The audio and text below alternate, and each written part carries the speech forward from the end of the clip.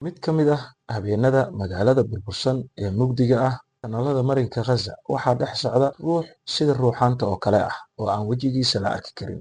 Qofkaasna waa Maxamed Sinwar, walaalka ka yar Shahiid Yaxya Sinwar oo ka mid ah hoggaanka ugu muhiimsan guutooyinka cagaaran ee Kataa'ib al-Qassam. Waxaana horyaala qariirad ka hadlaysa dagaalka marinka Gaza.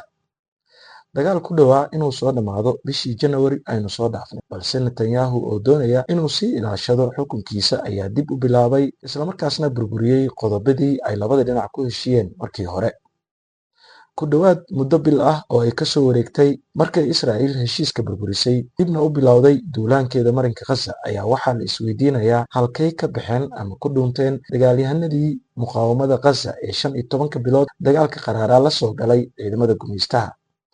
Marka laga reebo marinka Rafa oo ay iska cabino kooban ku muujiyeen, waxaa la isweydiinayaa halkay ka baxeen dagaalyahanadii al-Qassam iyo kuwii kale sida Jihaad Islaamig.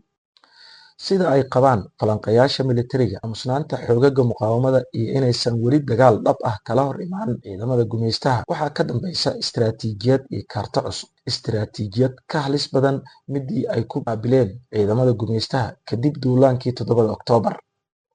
Warbaahinta Cibraaniga ayaa maalmihii lasoo dhaafay aad u falanqeynayay sirta ka dambaysa aamusnaanta muqaawamada Gaza, laakiin xaqiiqadu waxay tahay in muqaawamadu ay ku maqan yihiin wax weyn, ayna dharbaaxo kulul goordhow ku dhufan doonaan ciidamada niyad-jabsan ee gumeystaha. Kataa'ib al-Qassam hadda uma muuqato mid kusoo degdegaysa inay dagaalyahanadeeda si fudud ugu soo daadiso furimaha dagaalka sida dhacday wejigii koowaad ee dagaalka kadib duufaantii al-Aqsa. Sidoo kale xogaha hoose waxay sheegayaan in Sinwar uusan doonayn inuu gumeystaha hadiyad ahaan u siiyo dagaalyahanadiisa si ay diyaaradaha dagaalka Israa'iil si fudud ugu bartilmaameedsadaan. Qolalka hoggaanka ciidamada gumeystaha Netanyahu waxaa maalin walba loo soo gudbiyaa warbixino sirdoon oo walwal ku abuuray. Ciidamadiisa dhulka diyaar uma ahan hadda inay dagaal kale la galaan muqaawamada Gaza. Inta badan taangiyadoodii iyo gawaaridoodii dagaalka waa kuwo kusoo waxyeeloobay dagaaladii hore. Taangiyada Merkava oo ka mid ahaa hubkii ay Israa'iil u faanaysay muddada dheer ayaa intoodii badnayd waxay kusoo waxyeeloobeen bacaadka marinka Gaza. Injineerada militariga Israa'iil ayaana weli ku mashquulsan dayactirka iyo dib u habeyntooda.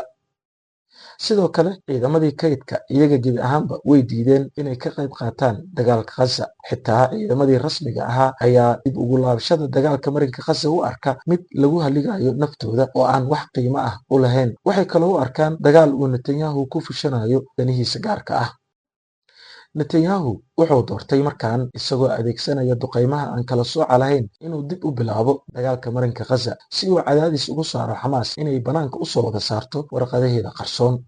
Laakiin wuxuusan ogeyn in Maxamed Sinwar uu dhex degan yahay maskaxdiisa uuna ka warhayo wax walba oo uu ku fikirayo. Maxamed Sinwar oo hadda ah hogaamiyaha dhinaca siyaasadda iyo militariga ee xarakada wuxuu si fiican ula socdaa marxaladda xigta ee dagaalkan ay noqon doonto mid ku tiirsan weerarada kediska ah. Wuxuu kaloo ogyahay in muhiim ay tahay in uu dib u habeyn ku sameeyo xoogagga Kataa'ib al-Qassam gaar ahaan maadaama inta badan hubkii iyo rasaastii muqaawamada ay adeegsadeen dagaalkii 15 bilood socday. Sidaas darteedna ay ku qasban yihiin inay tashkiiliyaan oo aysan wada isticmaalin kaydka hubka ee ay hadda haystaan maadaama aysan haysan marino ay u soo maraan sahayda militari, halka cadowgooda uu haysto marino cirka dhulka badda ah oo si maalinle ah loogu soo daabulo sahayda militari nooc walba ay u baahan yihiin.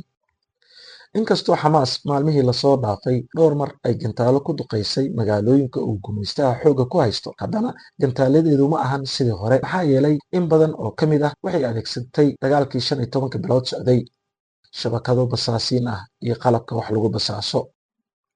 Muqaawamada Gaza waxay dareemeen in ciidamada gumeystaha aysan ku ekeen weerarada duqeymaha ee dhinaca cirka ah, balse hadda ay si aad ah ugu tiirsan yihiin farsamooyinka dhinaca basaasnimada iyo sirdoonka.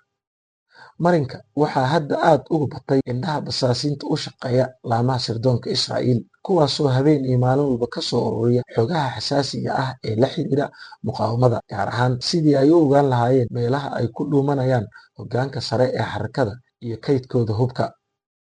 Inkastoo sirdoonka muqaawamadu ay ku guuleysteen inay gacanta ku dhigaan basaasiin iyo wakiilo badan oo la shaqeynayay sirdoonka gumeystaha kuwaasoo si degdeg ah maxkamad loo soo taagay loona toogtay, haddana halista basaasiinta gumeystaha ee marinka weli waa mid taagan.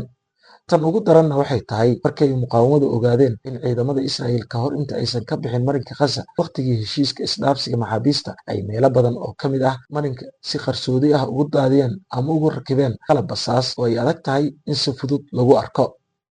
dhammaan howlgalladaas basaasnimo iyo sirdoon ayaa Israa'iil ka saaciday inay fuliso howlgallo dhowr ahaa oo ay ku khaarijisay qaar ka mid ahaa xubnihii ugu muhiimsanaa hoggaanka siyaasadda iyo militariga ee xarakada Xamaas.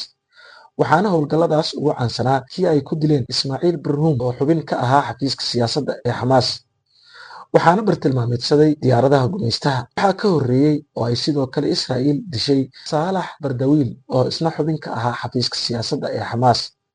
waxaa la dhintay xaaskiisa, allaha u wada naxariistee. waxay kaloo Israa'iil dishay Cisaam Dacliis oo ahaa madaxii xukuumadda Xamaas ee marinka, waxaana la dhintay 2 wiil oo uu dhalay iyo 3 uu awoow u ahaa. dhammaan xubnahaas muhiimka ahaa ee ka tirsanaa hoggaanka xarakada waxay ku shahiideen gacanta gumaystaha. dilkoodana waxaa fududeeyey basaasiinta iyo wakiilada uga howlgala marinka Gaza. dhinaca kale, shiishahanada Al-Qassam oo adeegsanaya qoriga shiishka ee Al-Ghuul ayaa markii ugu horreysay iyo wixii ka dambeeyey markii ay Israa'iil jabisay heshiiska xabad joojinta waxay madaxa ka toogteen askari ka tirsan guutada Goolaani ee ciidamada gumaystaha. howlgalka ay Al-Qassam ku toogatay askarigan ayaa ka dhacay koonfurta marinka Gaza, waana markii ugu horreysay ee Al-Qassam sheegato inay toogatay ama weerartay askarta gumaystaha tan iyo markay Israa'iil dib u bilowday weeraradeeda dhinaca marinka Gaza.